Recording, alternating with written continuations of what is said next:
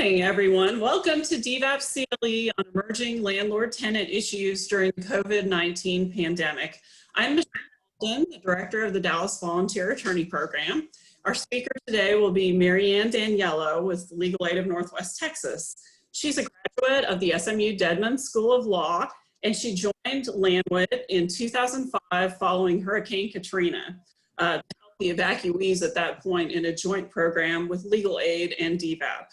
In 2007, Marianne joined the Housing, Consumer, and Economic Benefits Division of LandWRIT and began working with the Housing Crisis Center. She represents low-income individuals with housing issues in an effort to prevent homelessness. She continues to work closely with pro bono attorneys who volunteer their time at the Housing Crisis Center and advice-only clinics. She also serves as the DVAP mentor attorney for pro bono attorneys who take on housing-related cases.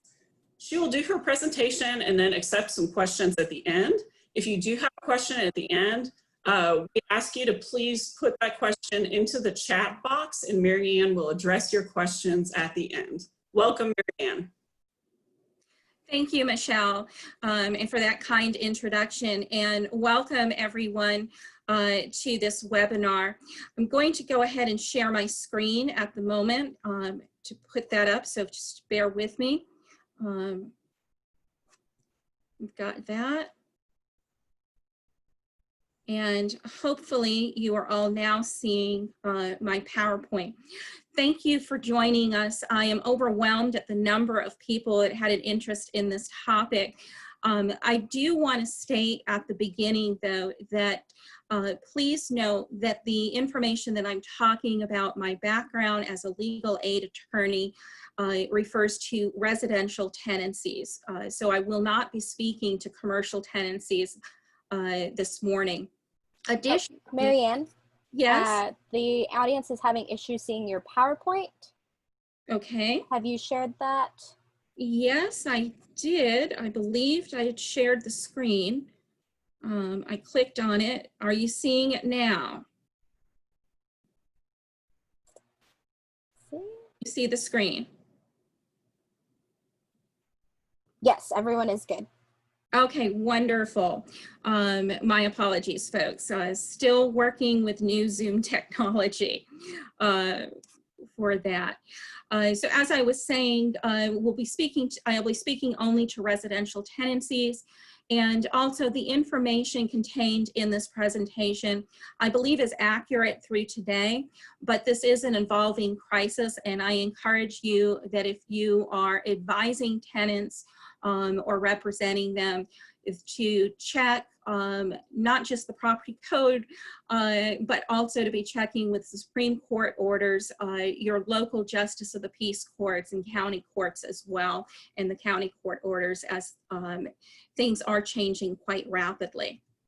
Our discussion today is going to focus on the following issues. First, I'm going to talk about the eviction moratorium, then the Justice Court guidelines. I'll briefly go over the eviction process, then discuss the landlord-tenant relationship, rent and late fees, lockouts, interruption or termination of utilities, repairs, landlord liens, and domestic violence.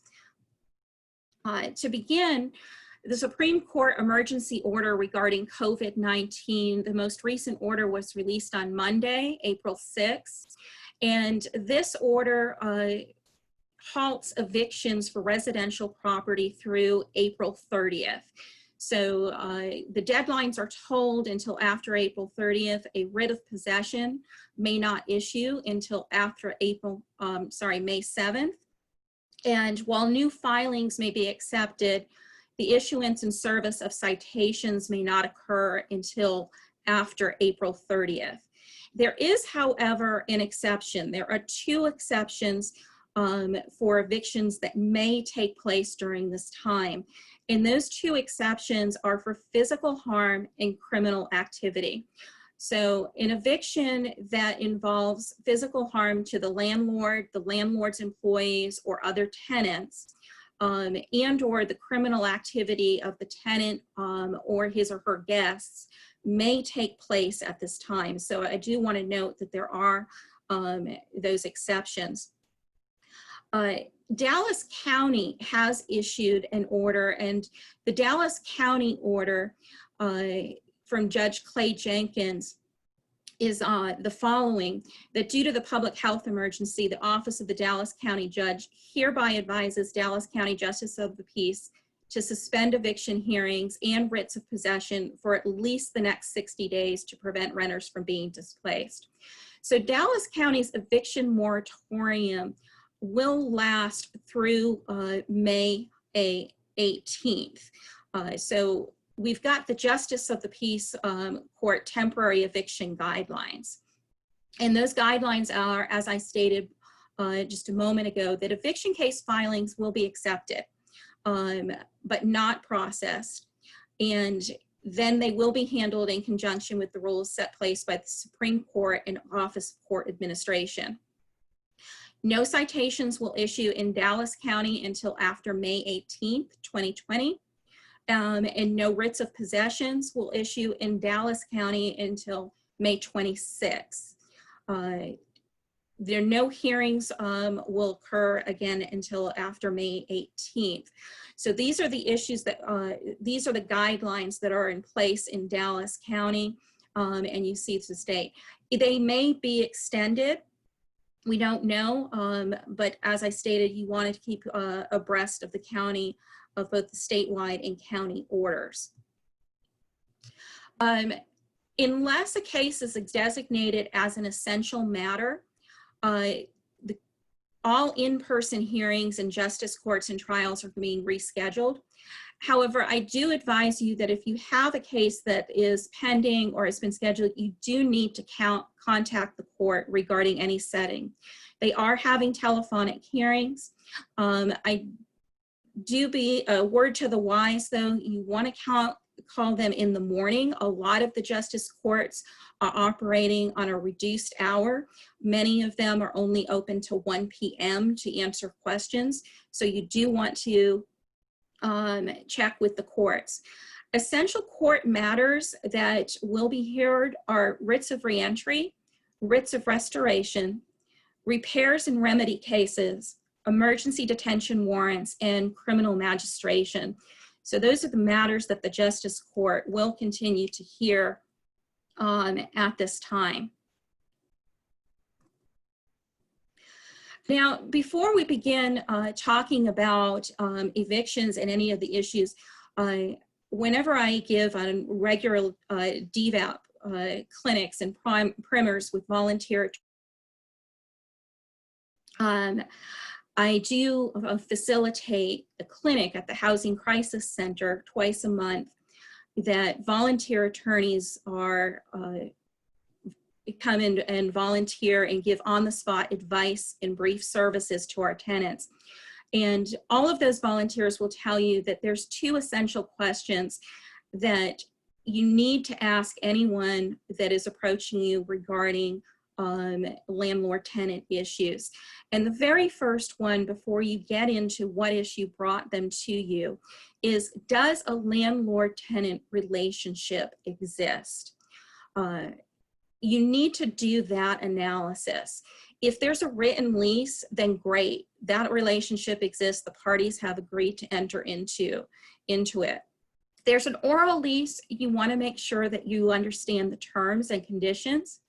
And note that payment of rent is not dispositive as to whether or not a landlord-tenant relationship exists. A relationship exists when both parties intend to establish such a relationship and the owner lessee has transferred the exclusive possessory rights of some or all of the residents.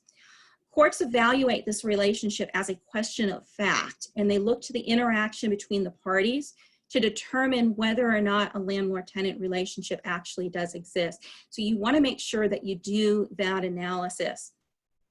For example, if you have boyfriend and girlfriend, let's say girlfriend owns the house, boyfriend is living with her. He may be paying part of the mortgage. He may be paying for some utilities. They may or may not call that his, quote, rent. However, a landlord-tenant relationship does not exist because girlfriend never transferred the exclusive possessory rights of some or all of the property to him. So therefore, can she simply tell him to get out without having to go through the eviction process? Legally, yes, she can. Now, unfortunately, if she tells him to get out and changes the locks, he may call the police, and many times police officers will insist that she has to let him back in. The same thing happens here with regard to guests and invitee. There's no formal eviction process if a person is a guest or an invitee. And I've put another example down here that Auntie M does not have to evict Dorothy. So if Dorothy has grown up now, but she's hanging out with, instead of the Tin Man and the Cowardly Lion, she's now hanging out with an unsavory group, and Auntie M no longer feels safe in her own home. Perhaps her possessions and money has started to go missing, and she no longer wants Dorothy to live with her. There is not a landlord-tenant relationship there. Auntie M should be able to simply kick Dorothy out. The problem we have is, again, if Auntie M does that, sometimes if Dorothy were to call the police, many police officers, instead of leaving it to the court, will insist that Auntie M let Dorothy back in and tell Auntie M that she has to go through the eviction process, which is incorrect. What they really should be telling Dorothy is that she can apply for what's called a writ of reentry at our local Justice of the Peace Court, and a judge can then decide whether or not a landlord-tenant relationship exists. And if the judge deems that that relationship does indeed exist, can issue that writ of reentry. So that is the more appropriate process. I do also want to note here that motel, hotel guests are generally not considered to be tenants. There are some arguments to be made if the relationship is long-term and payments are made on a monthly basis. There may be an argument there, but as a general rule of thumb, motel and hotel guests are not tenants, and therefore are not covered by the eviction moratorium since they do not have the rights of tenants. So moving forward, I wanted to give a brief overview of an eviction suit, or forcible entry and detainer as its formal name is called. Many of you are probably familiar with this, but I did want to touch on it. So the first step is the tenant violates the lease or is a holdover. The landlord then will need to give a notice to vacate to the tenant. The notice to vacate is simply the first step in the eviction process. It's what the landlord is required to do before the landlord can file the eviction lawsuit against the tenant. Now, the eviction moratorium that is currently in place does not prevent a landlord from giving a notice to vacate. So during this time, landlords may give tenants a notice to vacate. So if the tenant did not pay rent for in April, on April 1st, landlords may give the notice to vacate to the tenant. Now, the problem is that many tenants interpret the notice to vacate as an eviction. So you may have a tenant that comes to you and says, I've been evicted. My landlord has evicted me. When indeed they've only received a notice to vacate at this time. And so you want to ease their fears and let them know that while they may have received the notice to vacate, there is an eviction moratorium, and the landlord will not be able to evict them until that moratorium expires. After the notice to vacate, the landlord may file a petition in the eviction in the justice court. As I noted, the landlord may go ahead and file his petition now. However, the citation will not be issued until after the eviction moratorium expires. Once the citation is issued, an eviction trial will take place in 10 to 21 days. And it's important to note that when in an eviction trial, The only issues before the court are possession and rent. So the judge is simply looking at who has the superior right to possession of the premises. Once the judge makes that determination, the only other thing she can do is, if she rules in favor of the landlord, she may then add an additional judgment for rent. And that's important to note. A lot of times tenants want to bring up many of their grievances and other issues that they have with the landlord. Perhaps the landlord hasn't made repairs, or they feel that they have somehow been discriminated against by the landlord. The issue before the court is just going to be possession. If the tenant has other claims against the landlord, they may bring those other claims in a separate action, but that will not take place in the eviction trial. If the landlord obtains an eviction judgment for possession, the tenant will then have 5 calendar days to file an appeal in county court before the writ of possession issues on the 6th day. So it's a very quick time frame, and it's important that you advise tenants that they do need to appeal quickly. If the tenant is unable to pay the appeal bond, which is typically set by most courts as twice the amount of the rent, they can appeal with an affidavit of inability to pay, or a pauper's affidavit. That will waive the appeal bond. However, I do want to note that for non-payment of rent cases, and I'm emphasizing those because we do expect to see quite a few of those in the coming weeks and months once the moratorium is lifted. There is an additional requirement that cannot be waived, that any tenant evicted for non-payment of rent within 5 days of filing an appeal must post 1 full month's rent into the court registry in order to retain possession while their appeal is pending and moves forward to the county court. So practically speaking, once the tenant has been evicted in the justice court, if they wait to the 5th and final day to appeal, they can then get an additional 5 days, a total of 10 days maximum, maybe another day or two if there's a weekend in between, before they have to pay anything in order to retain possession while their appeal is pending. Otherwise, the writ of possession will issue and the constable will enforce that. It's also important that tenants understand that constables do have to enforce the writ, that the landlord can't simply come and do it themselves. They do need to have a constable there to protect the peace as they move forward. So that's the eviction process in a nutshell. Moving on to rent. Our number one issue is rent must be paid. The eviction moratorium does not forgive rent for any tenants. Tenants must pay rent, and you should be advising them to earmark their check or money order, noting that it is for rent. If a tenant pays cash, they should be getting a rent receipt. And they should also note, I do want to note that in Texas, we have what I like to call the day late, dollar short rule. A landlord has a right to evict if rent is late, even if the tenant pays in full.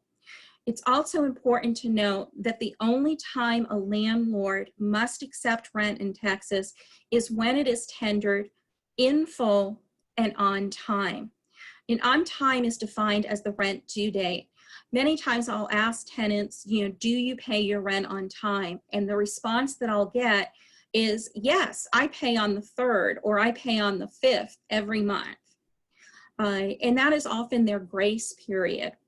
The grace period is not the due date. The due date is generally the 1st of the month or whatever date is set in the lease agreement. And a landlord does have the right to reject rent that is not tendered on the due date. Now, this doesn't often happen, but we do see it happen from time to time. One example that we see happen is you may think, well, why evict a tenant who's paying regularly? We see this happen with seniors sometimes. Many senior citizens are, they're good, they're law-abiding people, they're not having wild parties, they're not growing pot in the closet, but they do have some time on their hands to look up their rights and hold the landlord's feet to the fire regarding their tenant rights. So they may have become a bit of a nudge in the landlord's side. And then one day Joe Sr. goes in and instead of paying rent on the 1st, chooses to pay it on the 3rd or the 5th, and the landlord says, nope, I'm not going to accept that. I'm going to evict you. Can he do it? Yes. Is it fair? I would say not necessarily. However, it is legal. Tenants who cannot pay rent during this time, especially with COVID-19, need to be communicating with the landlords. They also should be applying for assistance. Anywhere in Texas, they can call 211 to be put in touch with various social organizations and nonprofits that will assist with rent. If they get an agreement with the landlord to accept rent late, then they want to make sure that they get that agreement in writing, or at the very least follow up any oral agreement with a text or an email confirming it with the landlord. I also want to note that tenants must pay the late fees unless the landlord waives the late fees or the CARES Act applies.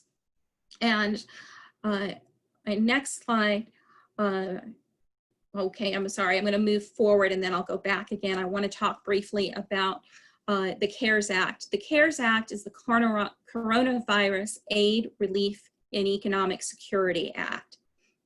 With regard to late fees, the CARES Act, Congress now prohibits a landlord from charging late fees related to non-payment of rent from March 27th, 2020 through the expiration of the act on July 25th, 2020.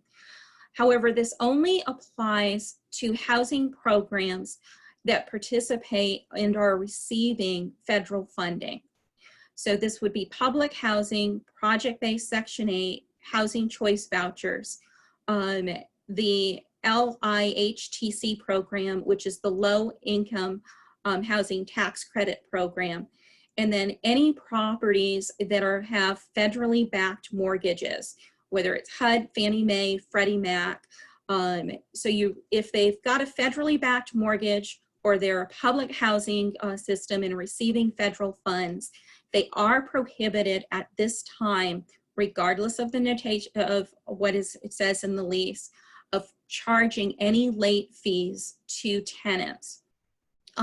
With respect to completely private rental housing, if there is no federal subsidy and it is not backed by a federally insured mortgage, the landlords may charge the late fees in accordance with the lease agreement unless a county or city enacts an ordinance suspending the late fees. So at this time, there is not an ordinance that suspends late fees. And so late fees are due with the rent when the rent is paid. And if a tenant is going to pay late and has a private landlord without any of the federal funds, they want to try to negotiate with the landlord a waiver of those fees. And again, it is important that they get that waiver in writing from the landlord, stating that the landlord is not going to charge those fees at this time. I do know that the TAA, the Texas Apartment Association, has encouraged their landlords to waive late fees. However, that is an encouragement. It is not mandatory at this time. I'm going to back up and mention online rent payments. During this crisis, many landlords are now telling the tenants that they must pay online and that they are switching to accepting only online rent payments. This is problematic for some tenants, and we're seeing it to be an emerging issue with our legal aid clients for several reasons. One, many low-income Texans do not have internet access. So even getting online is a challenge. Many of our clients would go to the library when they wanted to access online payments. Well, the libraries are closed during this crisis. So free internet access is few and far between if they do not have internet access.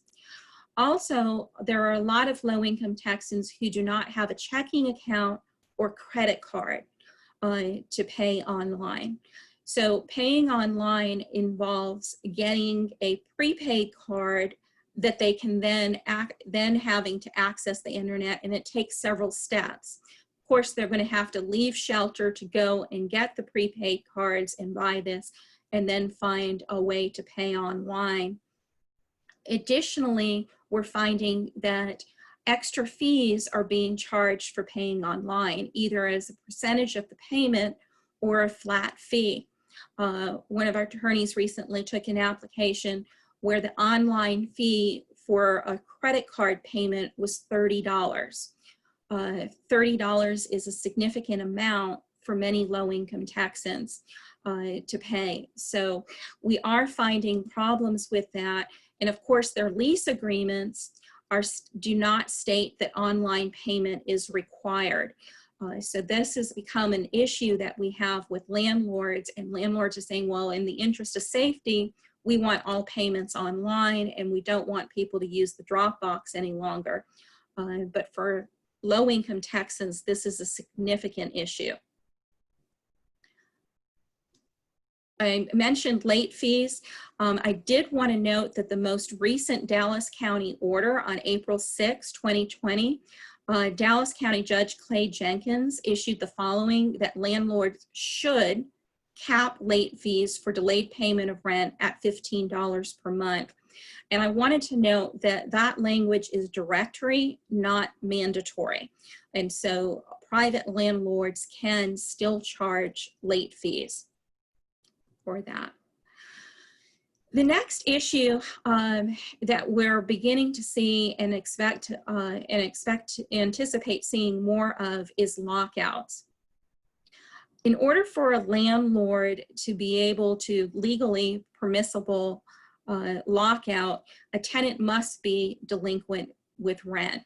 The eviction moratorium does not prohibit lockouts. So if a tenant has not paid rent, a landlord may proceed with a lockout. Before he can do that, though, he does have to give the tenant advance notice of his intent to lock the tenant out. That written notice needs to be 5 days if delivered by mail, or 3 days if hand delivered or posted on the inside front entry door. That notice needs to tell the tenant how much rent they owe, when they have to pay it, and when the landlord will lock them out if they fail to pay. Then, if the landlord does the lockout properly, he may change the locks on the door. Door removal is not allowed, but he may change the door locks on the door, locking the tenant out, and placing a notice on the front door. Now, this notice, again, if done properly, must tell the tenant how he or she can get a hold of the landlord 24/7 to be let back in. Once the tenant makes a request to be let back in, a landlord by law must provide the tenant a key within 2 hours of that request. Now, I do want to note that is a window of time. Many tenants misunderstand that and think that they're making an appointment with the landlord.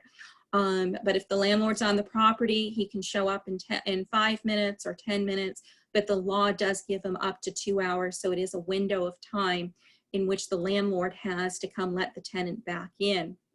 And the tenant does not, and this is key, the tenant does not have to pay rent in order to be let back in. So many of you may be thinking, why do landlords bother in the first place? And I will tell you, having been with legal aid since 2005 and working with hundreds of tenants, I believe that many landlords do this because many tenants who do not know their rights and do not understand the process simply leave. It saves the landlord the time, money, and trouble of going through the eviction process. So it is important that you let tenants know that if they are locked out, they do have the right to get back in, and the landlord may not demand payment before allowing them back into the dwelling. It is also important to note that lockouts are prohibited in tax credit properties and or public housing. So they may not be done in those situations. Now, for those landlords that do not do a proper lockout and or do not allow a tenant back in once they have been locked out, the remedy is a writ of reentry and a suit for improper lockout, which there are statutory penalties for failure to follow. The writ of reentry needs to be filed in the local justice court within the precinct that the property is located in. A tenant must file a sworn complaint for reentry, and the order of reentry may be issued ex parte by the justice. So generally what happens, and I always encourage tenants as soon as they are locked out and the landlord is non-responsive to their request for reentry, to immediately file for the writ of reentry. The earlier they file, the better. Most justices will attempt to have a hearing on the same day that the writ of reentry is filed. If they cannot get a hold of the landlord, they will have an ex parte hearing. If the judge determines that there is valid cause and their landlord-tenant relationship exists, they issue the order, and the landlord may then ask for a hearing if they want later. But if they file a suit for improper lockout along with the writ of reentry, a tenant may recover actual damages, 1 month's rent plus $1,000, and reasonable attorney fees and court costs. So that is pretty significant for a tenant. And often when a tenant is locked out, we will attempt to negotiate with the landlord, and sometimes you can negotiate a forgiveness of rent in exchange for not proceeding with the suit for a wrongful lockout for that. Another big issue that we're starting to see is with regard to utilities. And I did want to mention here that on March 26th, the Public Utility Commission of Texas has responded to the issue that tenants have and that homeowners have as well with regard to hardship as a result of the pandemic. The commission has ordered that regulated water and sewer services across the state to immediately suspend disconnections for non-payment.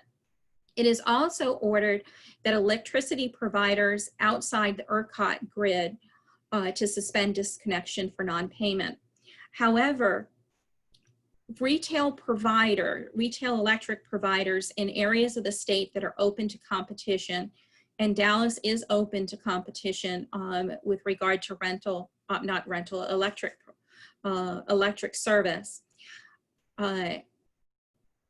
have been ordered to immediately offer deferred payment plans to any residential customer who requests one, and to suspend disconnections for residential customers who have been added to the state's unemployment and low income list due to the effects of COVID-19. On the next slide, I have outlined for you how you can advise a tenant to get added to the retail electric provider list. It is important that it's got to be a residential electricity customer. They have to qualify for unemployment benefits and genuinely have dire circumstances and be in economic straits as a result of COVID-19. If they meet the above and they contact the low income list administrator, LILA, and I've given the phone number for that. It operates 24/7, and they can call in. They need to give their the needed information, which is their contact information, as well as they're a retail electric provider. They should have their account number with them, and then they will be notified within, the retail electric provider will be notified within a week not to disconnect their power. If they've got a notice of disconnection that is within the next 10 days, they should be contacting their rep directly, in addition to doing this, because there is a week lag time between getting on the list and the order from the Public Utilities Commission. After they're on the list, within 30 days, they have to provide documentation of their qualification for the TWC's unemployment benefits to LILA. Once they're added to the list officially, they can be, the provider will not be able to disconnect their electric service for up to 6 months. It is important to note, though, that the bill will still accrue, and that they should pay what they can. The rep will be requesting assistance from the relief program, and the bill will eventually be adjusted to reflect that assistance. But eventually everyone is going to end up in a deferred payment plan to recover the remaining amounts. But what happens when the landlord shuts off utilities?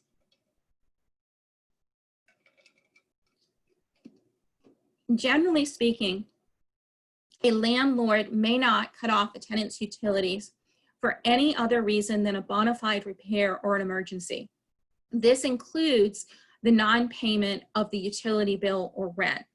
So these are landlord provided services that the landlord provides. The tenant is not paying the utility provider directly, but is either paying the landlord in a separate payment or as part of the rent.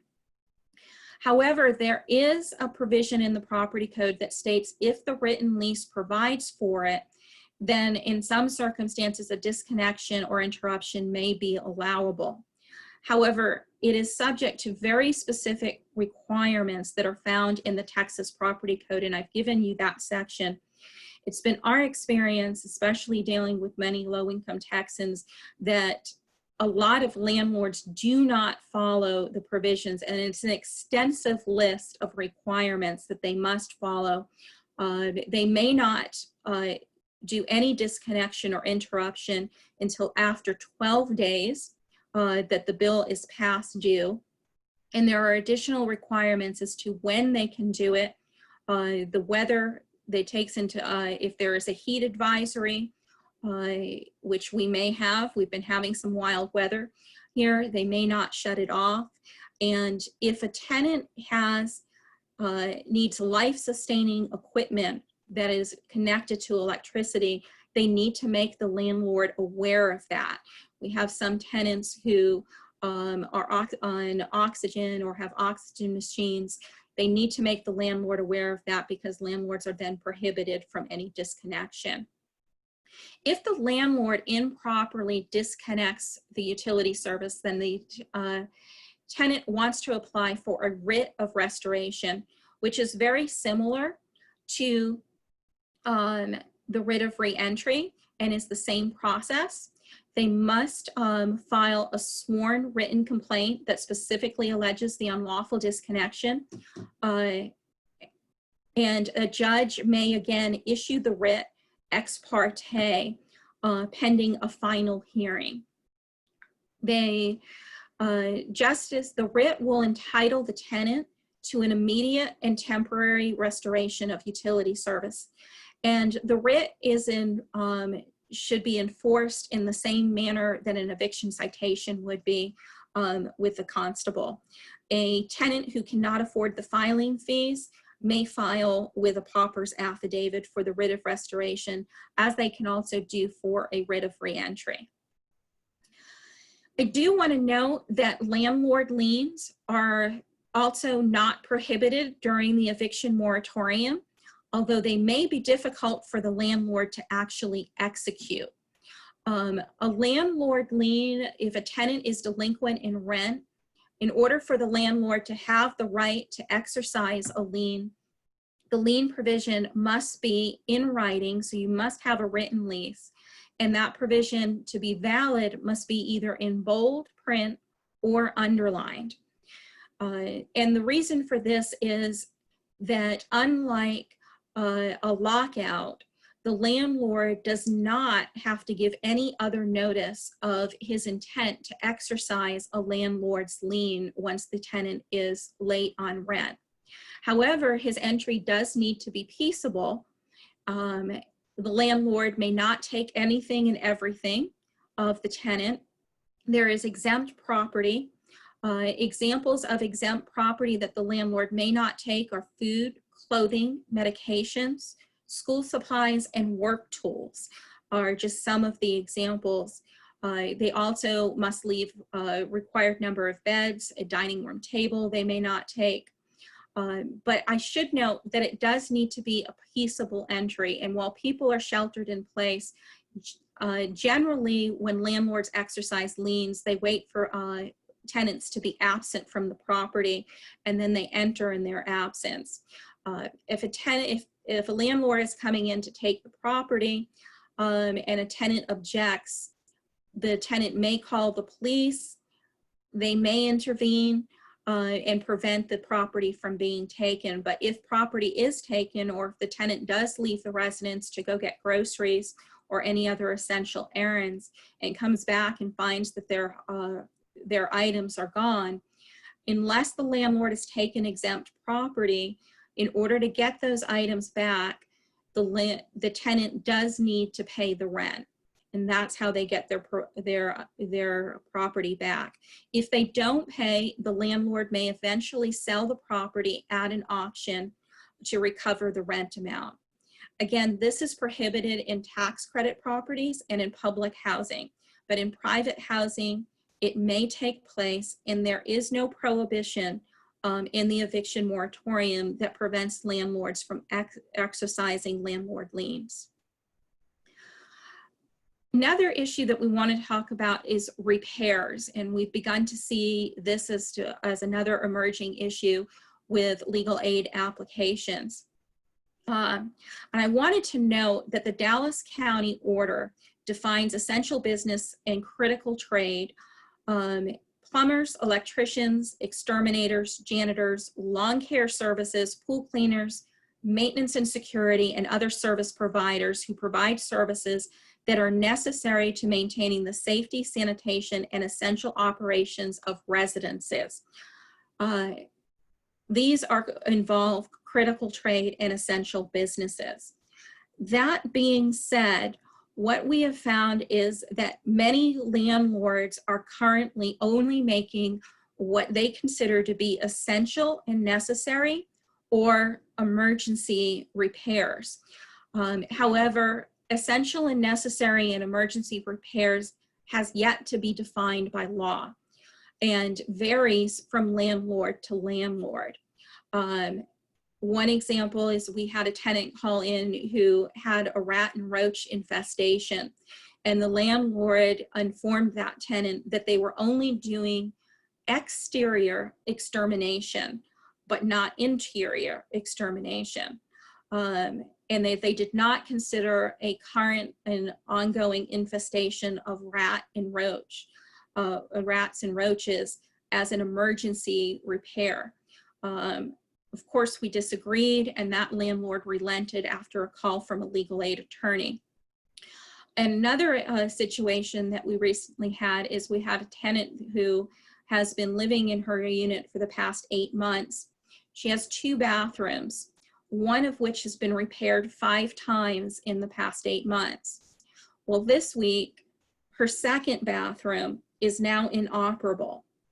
However, this landlord has told them that because there is one operable bathroom in the house, it is not an essential repair, and they are not going to make the repairs. So this was her good bathroom. She's not there. Now, there is an argument that she does currently have a bathroom, and perhaps the landlord does not need to make this, this repair at this time. But there is a concern that the bathroom that is working has had multiple issues in the past, and however, this landlord is refusing to make any repairs until she is without any use of the bathrooms. Even when she offered to take the family to, there's a park in the complex, she said, well, look, I'll take my kids to the park and nobody will be in the residence when the plumber comes. The landlord is refusing to make those repairs. So there is an argument as to what is essential and necessary. It should be noted that under the Texas Property Code, a landlord is required to make repairs that affect the health, safety, and welfare of the occupants of the dwelling, provided that rent is current. There is a process that the Property Code lays out for repairs, and tenants should continue to follow that process regardless of whether or not their repair is deemed essential or an emergency. They need to send the notice of repair in writing. Preferably, they should send it certified mail, but they may send it any other tracking form of delivery.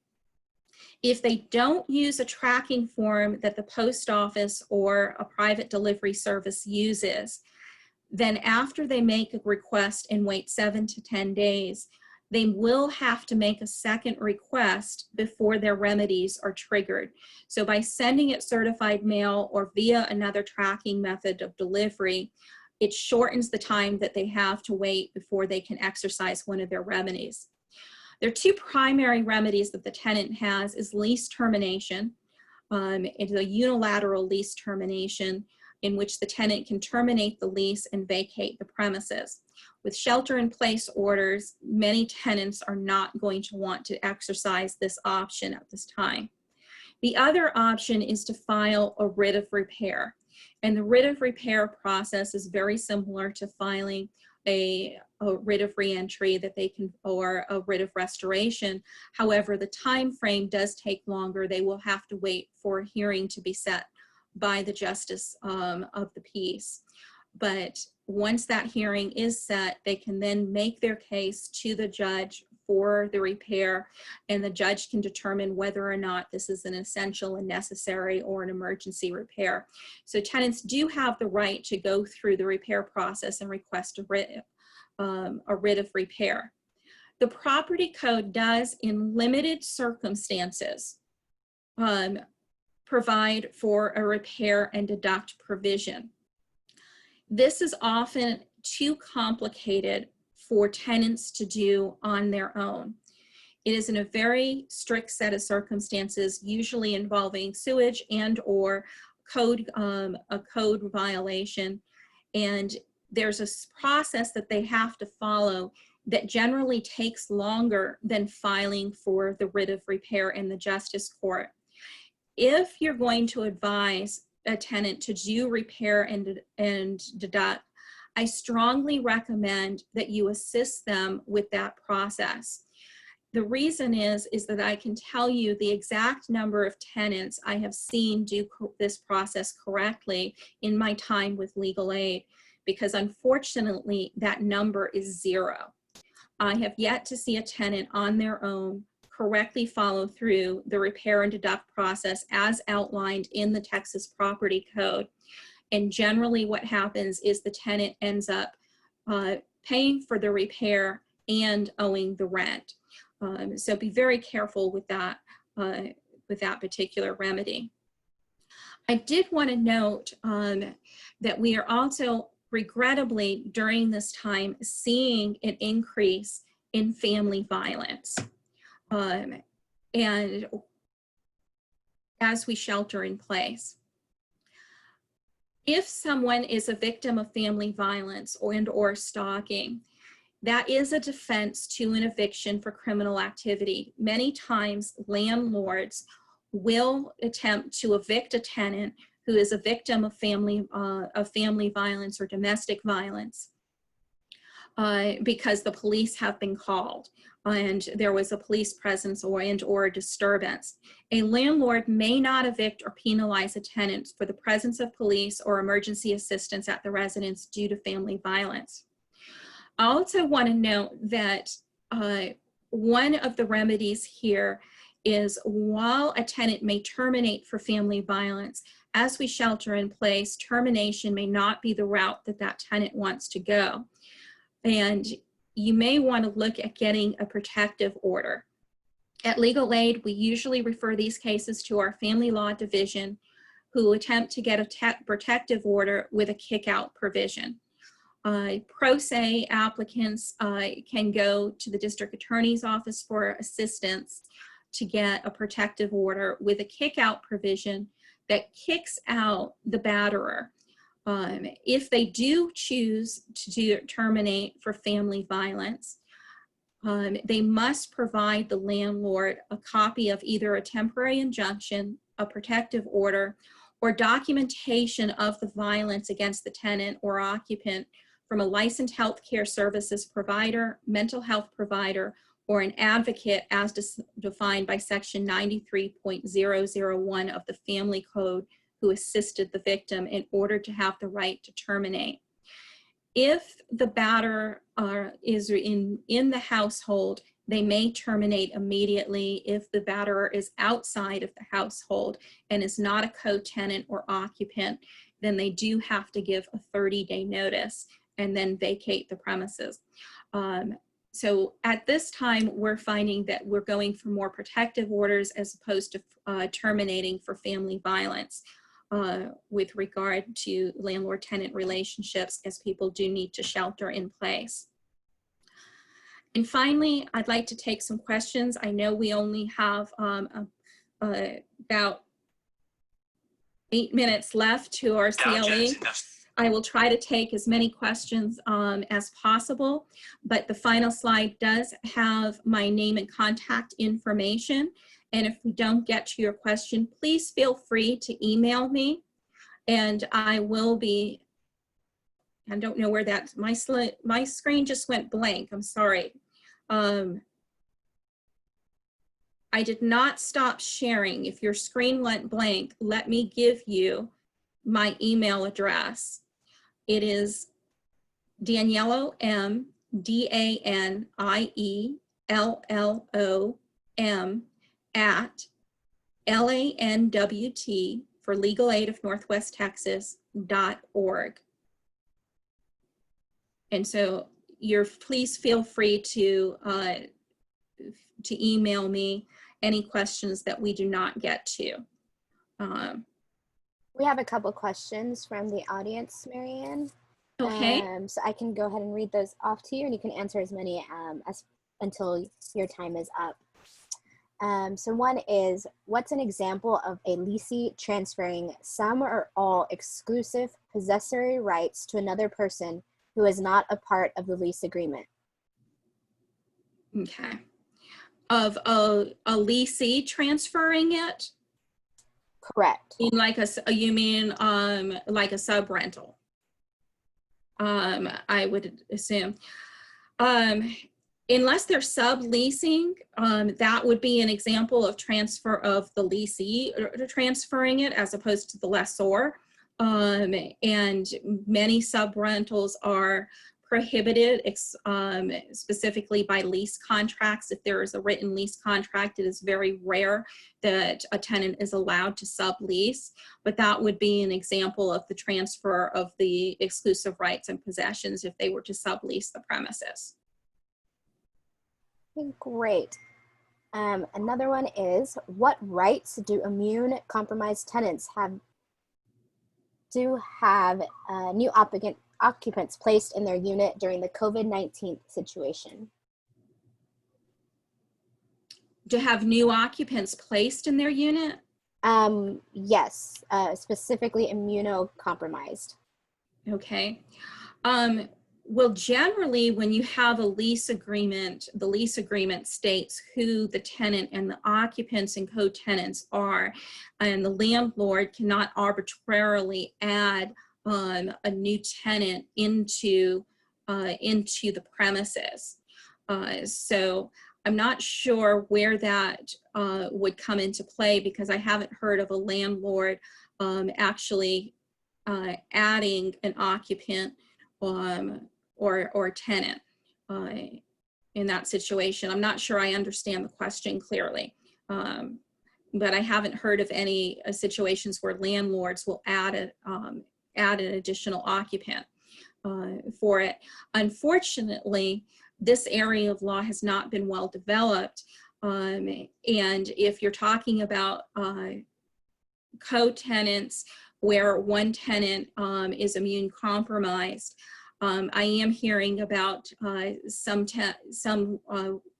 co-tenants and co-occupants of the dwelling of having to self-isolate with that person staying in one room, which is difficult, but there really isn't a solution when you've got multiple occupants in one dwelling. Thank you. Another question is, what about an application of the CARES Act to halt termination notices? Can you elaborate that a little bit further? Okay. Well, the CARES Act really doesn't halt terminations. It prevents evictions in HUD properties for the next 4 months. So it will prevent the evictions, but it doesn't prevent a landlord from terminating a tenancy, a private tenancy. Great. Next question. What is the process for an eviction based on criminal activity or physical harm? What is a typical scenario? Okay.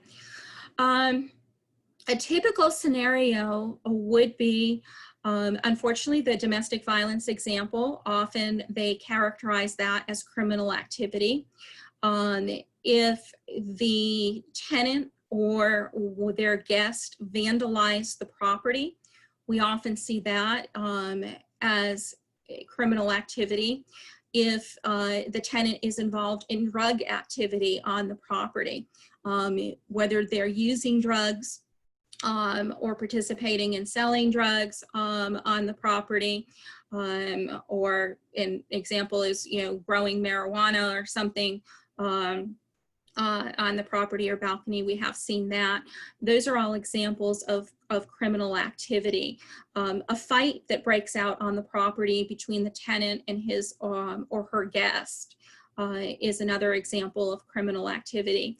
The process for eviction is the same as any other eviction process.